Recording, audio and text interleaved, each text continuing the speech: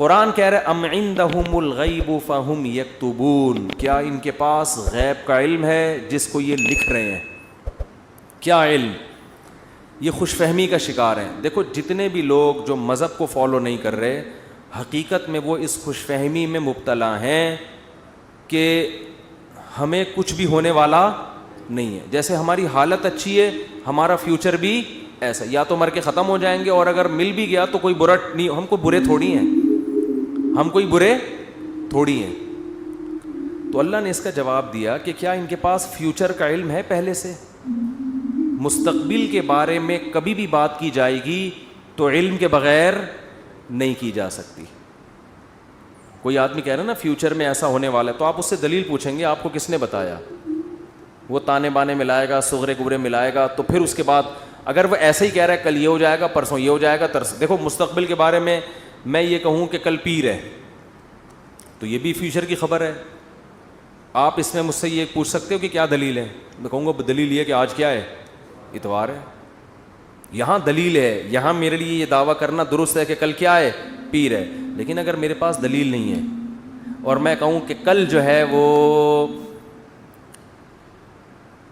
کل دنیا میں 3000 آدمی مر جائیں گے ایک ہی کسی حادثے میں، تو لوگ پوچھیں گے بھائی کیا دلیل ہے کسی حادثے میں 3000 آدمی مر جائیں گے؟ اب میرے ذمے کیا ہے؟ میں کہوں وہ ویسے ہی میرا ذوق کہہ رہا ہے. تو یار کوئی مانے گا کوئی؟ اچھا عجیب بات یہ ہے کہ روحانی عاملوں کی یہ باتیں مان لیتے ہیں لوگ. میں یہ کہوں نا کل 3000 آدمی ایک حادثے میں، اللہ نہ کرے مرے ہیں، میں ایک مثال دے رہا ہوں، تو لوگ کہیں گے کہاں سے پتہ چلا؟ لوگ کہیں گے بھائی جھوٹ بول رہے، اس کو کس نے بتایا؟ یا تو قاتلوں سے تعلقات ہیں جس نے مارنے کا ارادہ کیا ہے، ایسا بھی نہیں ہے تو یہ ہوائی بات ہوگی.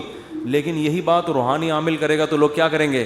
حضرت کا علم ہے بھائی، حضرت کے پاس بولو علم ہے. ابھی روحانی عاملوں پہ نہیں جاؤں گا، پھر میں معین اختر کی طرح نا بلب کے رشتہ داروں کو بھی، تو اب تو میں روحانی عاملوں کے رشتہ داروں کو بھی اچھے الفاظ سے یاد نہیں کرتا.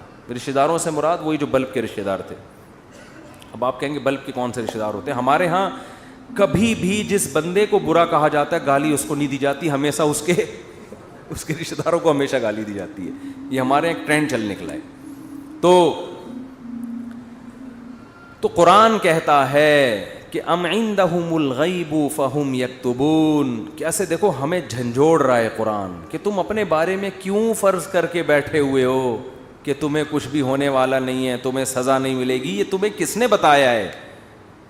فاصبر لحکم ربک ولا تکن کصاحب الحوت. جب نبی یہ مطالبے کرتے تھے تو پھر بھی آگے سے کوئی رسپانس نہیں ملتا تو انسان کو بے انتہا تکلیف ہوتی ہے کہ کن پتھر دل لوگوں سے واسطہ پڑا ہے. تو قرآن کہتا ہے فاصبر، اے نبی آپ کیا کرو؟ صبر کرو. ولا تکن کصاحب الحوت، مچھلی والے یونس کی طرح جل باز مت بنو. حضرت یونس علیہ السلام کی قوم نے بھی یہی سلوک کیا، لیکن یونس علیہ السلام چاہتے تھے جلدی سے فیصلہ ہو اور اپنی قوم کو چھوڑ کے نکل گئے. تو اللہ نے اس پہ آپ کی تنبیہ کی. تو آپ بھی اے نبی جل بازی مت کریں. تو یہ نبی کے ذریعے سے ہمیں بھی بتایا جا رہا ہے کہ آپ حق کی دعوت دیتے رہیں اور یہ نہ دیکھیں کہ یہ جو اللہ کے نافرمان لوگ ہیں، جو حق کو نہیں ماننے والے لوگ، وہ پھر بھی پھل پھول رہے ہیں.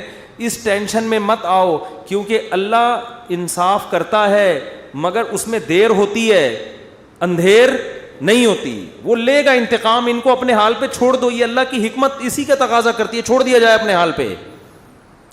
آج جو اہل حق ہے نا ان کو بہت تکلیف ہوتی ہے کہ جب یہ ہم صحیح بات کر رہے ہیں لیکن آگے جواب جو مل رہا ہے وہ کیا مل رہا ہے؟ الٹا، کوئی مان کے نہیں دے رہا. تو اللہ فرماتے ہیں وَلَا تَكُنْ كَصَاحِبِ الْحُوتِ إِذْ نَادَى وَهُوَ مَكْظُومٌ.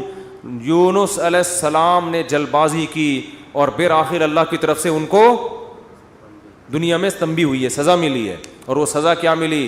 اذ نادا وہو مخزوم، مچھلی کے پیٹ میں گئے، غم سے گھٹ رہے تھے اور اللہ کو پکارا. فنادا فی الظلمات اللہ الہ الا انت سبحانک انی کنت من الظالمین. اے اللہ تیرے سوا کوئی عبادت کے لائق نہیں. غلطی کس کی ہے؟ میری غلطی ہے، میں نے اپنی جان پہ ظلم کیا. تو اللہ نے کیا کیا؟ مچھلی کے پیٹ سے نکال لیا. دیکھو یونس علیہ السلام نے اللہ کے حکم پہ کتنا عرصہ تبلیغ کی, قوم نے نالائقی کی, پھر بھی نہیں مانے. سزا بجائے قوم کو ملنے کے کس کو مل رہی ہے؟ بولتے کیوں نہیں؟ الٹا حضرت یونس علیہ السلام کو مل رہی ہے سزا. تو اب آپ بتاؤ کیسا پیغمبروں کا صبر کا پیمانہ ہے.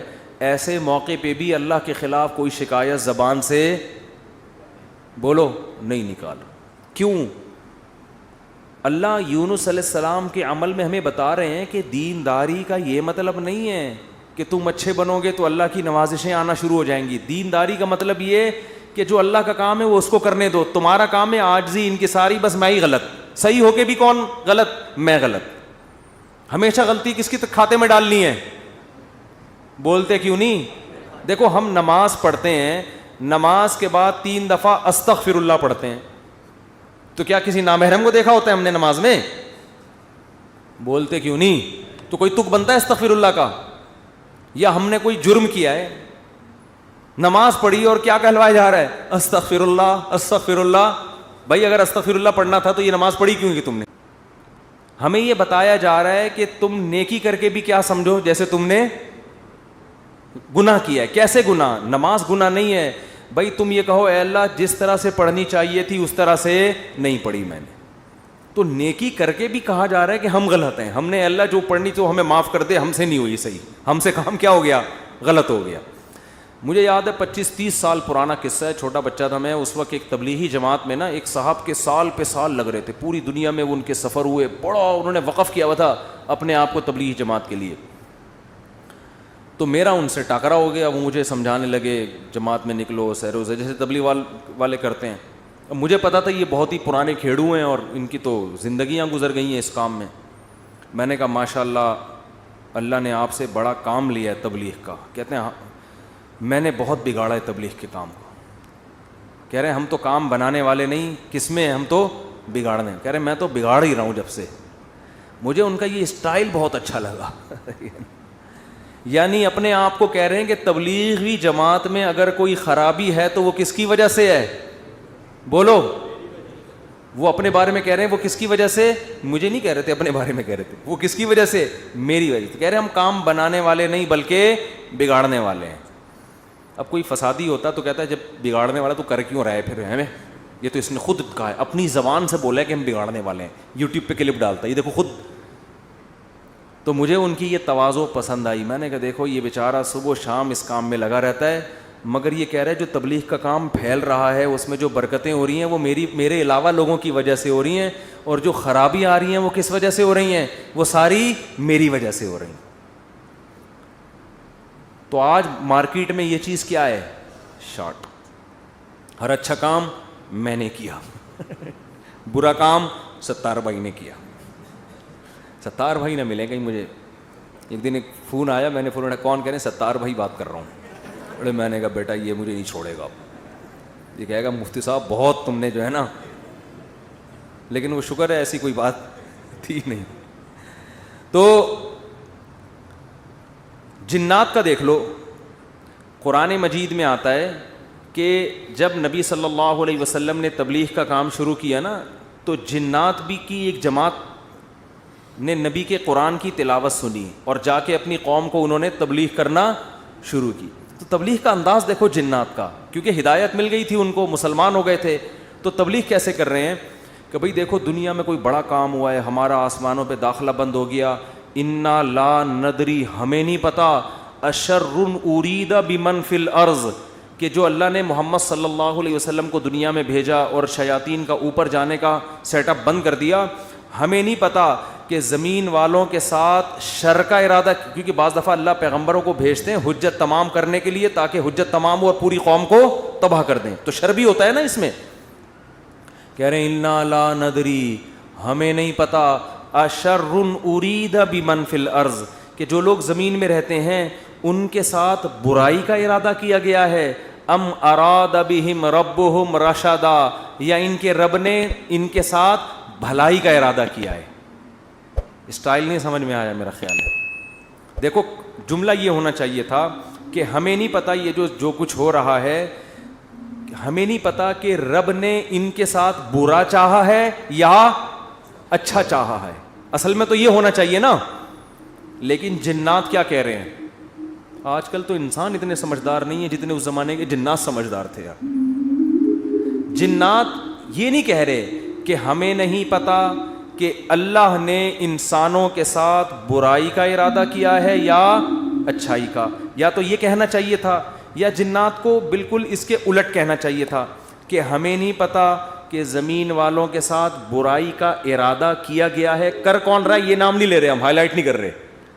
انسانوں کے ساتھ برائی کا ارادہ کیا گیا ہے یا اچھائی کا ارادہ کیا گیا. دونوں پیسو وائس ہوتے ہیں. ایکٹیو پیسے کا فرق تو پتا ہوگا نا. بھائی اس نے مارا ہے, وہ مارا گیا ہے. جب ہم کہتے ہیں ہی از کلڈ, وہ مارا گیا ہے, تو مارنے والے کو ہم شو نہیں کر رہے ہوتے. فاعل کا نہیں پتا ہوتا, سبجیکٹ کا نہیں پتا ہوتا کہ مارنے والا ہے کون. سمجھ میں نہیں آ رہی. تو قرآن کہہ رہا ہے ہونا یہ چاہیے تھا کہ جنات یا تو شر اور خیر کا ارادہ کرنے والے کا نام نہ بتاتے کہ کون ارادہ کر رہا ہے, بلکہ دونوں کو پیسو وائس میں لاتے کہ ہمیں نہیں پتا کہ زمین والوں کے ساتھ برائی کا ارادہ کیا گیا یا اچھائی کا ارادہ کیا گیا. یا تو یوں کہتے, اور اگر سبجیکٹ کا ذکر کرتے تو یوں کہتے ہمیں نہیں پتا کہ رب نے زمین والوں کے ساتھ برائی کا ارادہ کیا ہے یا اچھائی کا ارادہ کیا ہے. لیکن جنات اتنے ہوشیار, جب اچھائی کا تذکرہ آیا تو رب کا تذکرہ کیا, برائی کا آیا تو سبجیکٹ کو کیا کر دیا, حذف. تو کیا کہہ رہے ہیں, انا لا ندری, ساڈی عقل وچ یہ بات نہیں آندی, سانو نہیں پتا کہ اشر ارید بمن فی الارض, پیسو وائس, کہ زمین والوں کے ساتھ برائی کا ارادہ کیا گیا ہے. کون کر رہا ہے یہ نہیں بتائیں گے. یہ میں نہیں بتاؤں گا, یہ نہیں بتاؤں گا میں. حالانکہ وہ بھی کون کر رہا ہے, اللہ ہی کر رہا ہے نا, لیکن اللہ کا نام نہیں لے رہے. ہمیں نہیں پتا کہ زمین والوں کے ساتھ برائی کا ارادہ کیا گیا ہے یا اللہ نے اچھائی کا ارادہ کیا ہے. اچھائی کی جب بات آئی تو اللہ کی طرف نسبت, برائی کی بات آئی تو وہ بھی تو اللہ ہی ارادہ کر رہا ہے, لیکن اللہ کا نام ذکر نہیں کر رہے. ادب کی وجہ سے کہ بھائی برائی اگر ہو رہی ہے تو اللہ تو کر تو رہا ہے, لیکن انسانوں کی حرکتوں کی وجہ سے ہو رہا ہے, تو گویا انسان خود ہی کر رہے ہیں اپنے ساتھ. یہ اللہ تو محض ایک خالق ہے, کر کون رہے ہیں, یہ خود ہی کم وقت کر رہے ہیں. اچھائی ہو رہی ہے تو پھر اللہ کر رہا ہے. یہ تمیز ہمیں کس سے سیکھنی چاہیے, جنات سے. کوشش نہ کریں کسی جن ون کو بھلا کے تمیز کے چکر میں, ایسا نہ ہو کہ مارکیٹ سے بالکل شارٹ ہو جائیں.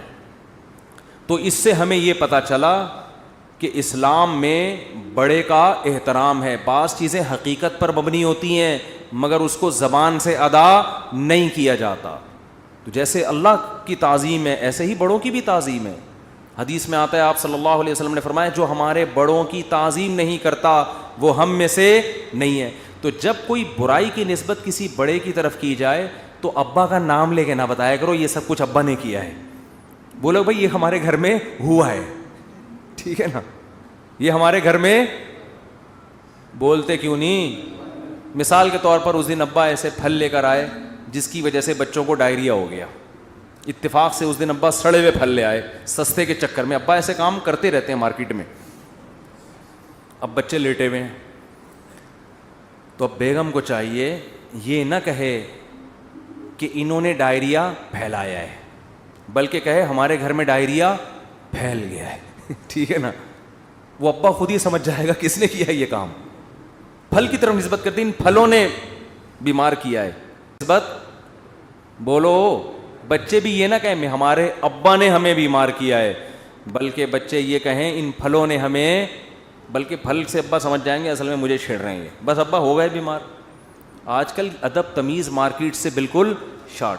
ایک آدمی کو کرونا ہوا, اس کے بعد اس کی بیوی کو بھی ہو گیا. مجھے بار بار آ کے بتا رہے میری بیوی کہہ رہی آپ کی وجہ سے ہوا ہے مجھے بھی.